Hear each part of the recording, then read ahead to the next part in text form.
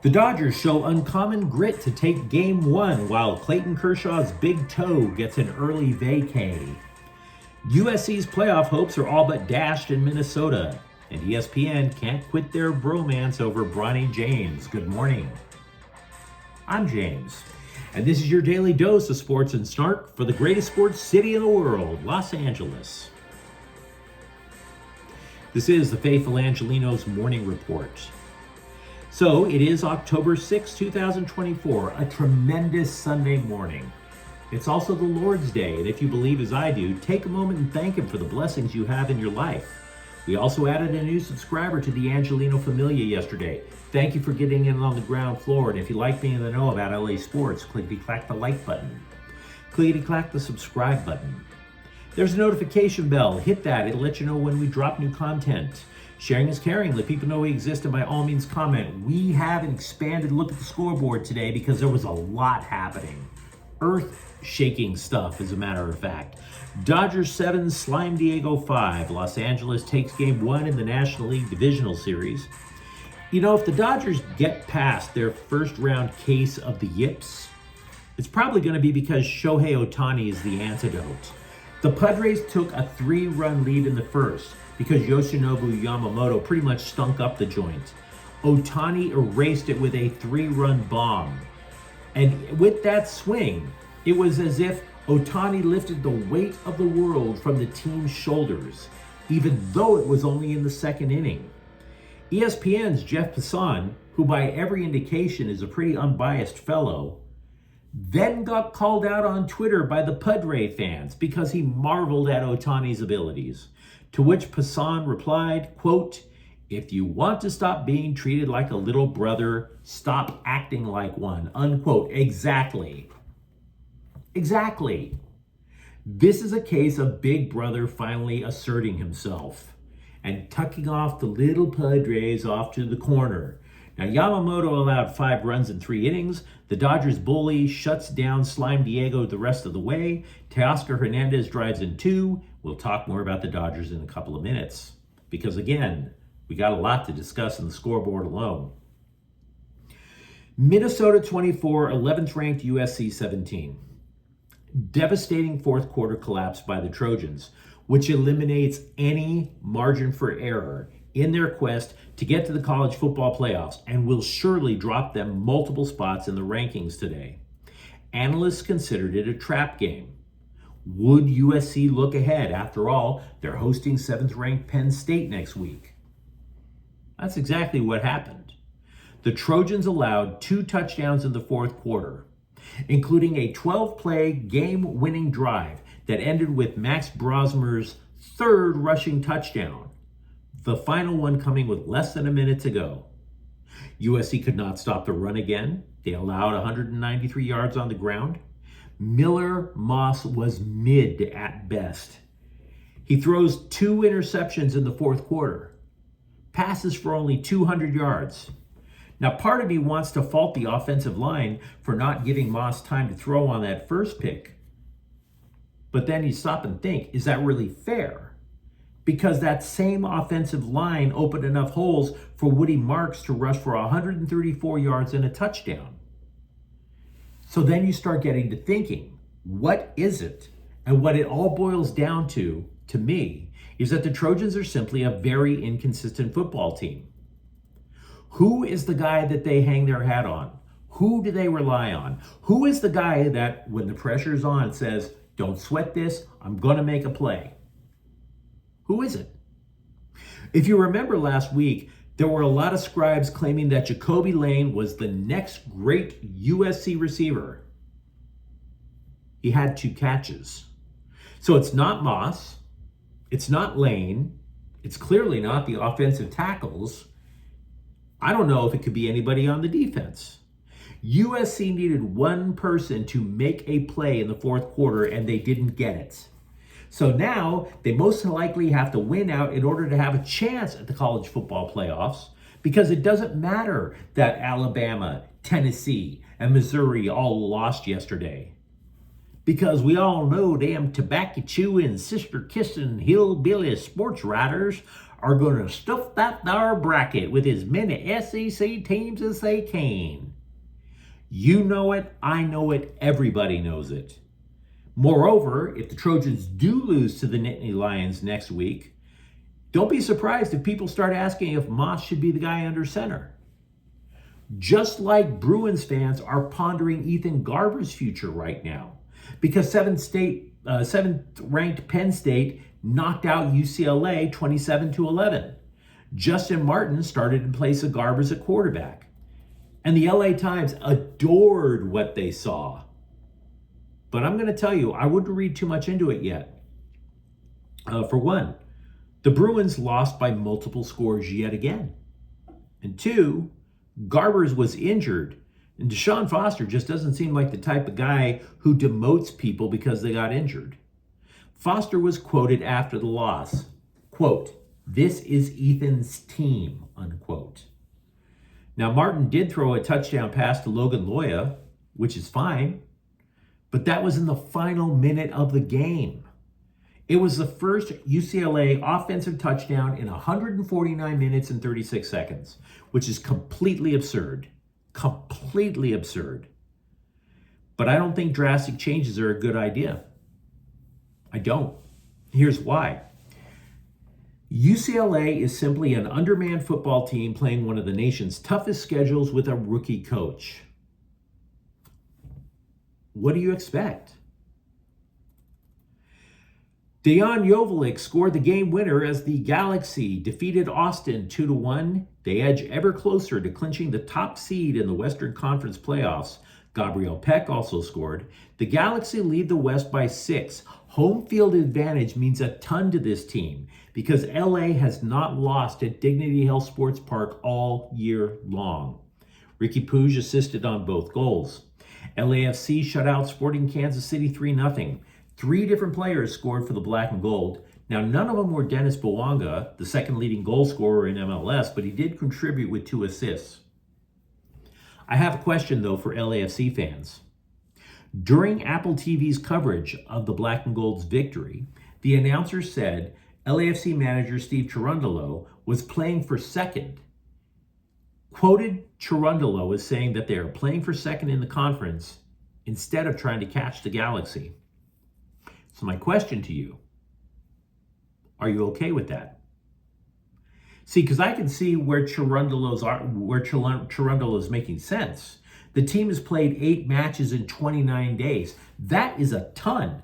Do you really, really want to press for 2 more games to simply catch your rival? And frankly, one of the great things about soccer is the clubs realize that the only thing that really matters is trophies. Nobody cares if you're the top seed in the conference. But on the other hand, it's the Galaxy. Not only that, the Galaxy having home field advantage really puts them in good position for a chase for MLS Cup, which would be their 6th. Now, as for today, Slime Diego is at the Dodgers at 5 o'clock in Game 2 of the NLDS, Jack Flaherty versus Yu Darvish. Obviously, the Dodgers have a vested interest in keeping home field advantage. And Green Bay is at the Rams at 1:25. The Rams are 1-3. They'll head into a bye week after today.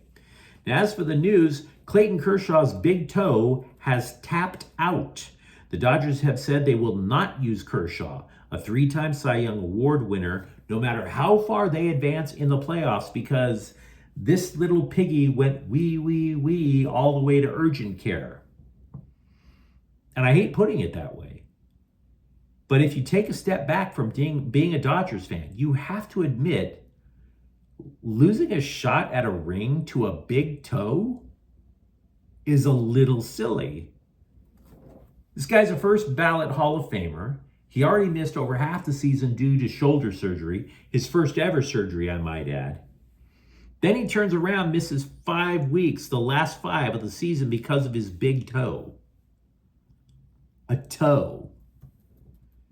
And of course, half your mind can understand why an athlete needs his foot to work, but then the other half of your mind is like, really? A toe? And don't give Kershaw credit for trying. Kershaw experimented with everything at the Dr. Scholl's display at your local Walgreens trying to figure out a solution. Dude had his cleats adjusted. Nothing worked. Kershaw tells the scribes, quote, "It just kept hurting, so I got another MRI. I made it worse, so there's no point at this point to keep going," unquote. And then he described it as super frustrating, which it should be, because it's a toe. Now, Kershaw, who might need surgery on the digit, will once again consider retirement at the end of the year. You could say he might come back for money. His contract includes a $5 million player option, which bumps up to $20 million with certain player incentives. But I don't think that's the reason he would come back. I think he has 32 reasons to come back. That's the number of strikeouts he needs in order to reach 3,000. Edgardo Enriquez made only 3 appearances in the major leagues, but he made the postseason roster for the Dodgers over Joe Kelly. Why is that, you ask? Well, because you would take a 103-mile-per-hour fastball over the blue steel pouty face of Kelly's any day of the week. I really don't want to spend all year mentioning this. We've already been mentioning the following for about 7 months now. Bronny James should have stayed in school. Nor does he deserve all of the hype that he continues to get because he can't shoot. He wasn't supposed to be a shooter even when he was at USC. And then, of course, he gets drafted. I saw him in Summer League. He couldn't shoot then either. And in his NBA preseason debut, which, by the way, is glorified Summer League, 2 points. Scored in the final minute of the Lakers exhibition game. And he started 0 for 5. He can't shoot. And I don't say any of this to inform you because we've been talking about it again for many months now. I say this hoping, praying that some editor or some scribe somewhere will pause and say, wait a second. Why are we going overboard about somebody who clearly can't play? Even if he is LeBron James's kid, why are we doing this? Now, of course, the answer is nobody in the press is going to hit pause because the scribes, they've invested all of their estrogen, all of their feels into a non-feel-good story of a father-son combo playing in the NBA. Like it's Ken Griffey Sr. and Ken Griffey Jr. We know that the press is still pushing this narrative because ESPN.com's headline was Bronny's disruptive D touted in debut. Oh, it's his defense? Anyone else ever notice that the guy who can't stop bragging about his tenacious defense can't shoot in the rec league? Oh, I can't play full court, but in a half court, I'll D up. Maybe I'll get a break and get an uncontested layup, but until then, you can count on my tenacious D. That is Bronny James, guys. Dalton Knecht, the first-round draft pick, he acquits himself well. He scores 16 points. He even sinks 2 3-pointers. The guy can't get a sniff of attention because he doesn't play defense like Bronny James. The Chargers are on a bye week today, which means technically players are not earning money. And that sucks for Denzel Perryman because the NFL decided to fine him for a helmet-to-helmet hit on Kansas City's Kareem Hunt. $66,666. And they fined the poor guy on Saturday afternoon. It's the biggest fine this season. And I say the poor guy because it's a week after the hit. I know you shouldn't be using your skull like it's the business end of an LAPD battering ram into a crack house, but really a week and then you fine him? I sympathize. I mean, have you ever gotten all your bills paid? You feel like your life is in order, and then 1 week later, somebody calls you about an overdue bill? And the overdue bill is like, I don't know, $60. Multiply that times 1,000, and that's Perryman's weekend for you. By the way, much like Derwin James missed the game against the Kansas City Swifties, Perryman is going to be suspended for week 6 against Denver now. Khalil Mack was also fined for a late hit, which is a little bit more than 22 grand. Here's news for you. Khalil Mack has a base salary of about 19 million. So the fine is 0.001% of his salary. I don't think he cares. But speaking of caring, you let me know what you think in the comments thread. Talk to me about the Dodgers in Game 1. Or do you even see a path for the Trojans after face planting in Minnesota? And if you enjoyed the content, don't forget to subscribe to Faithful Angelenos. We talk LA sports every single day here. Thank you for watching. I'm James. We'll be back tomorrow. Faithful Angelenos is a Kian Cortel Queso production. Take care.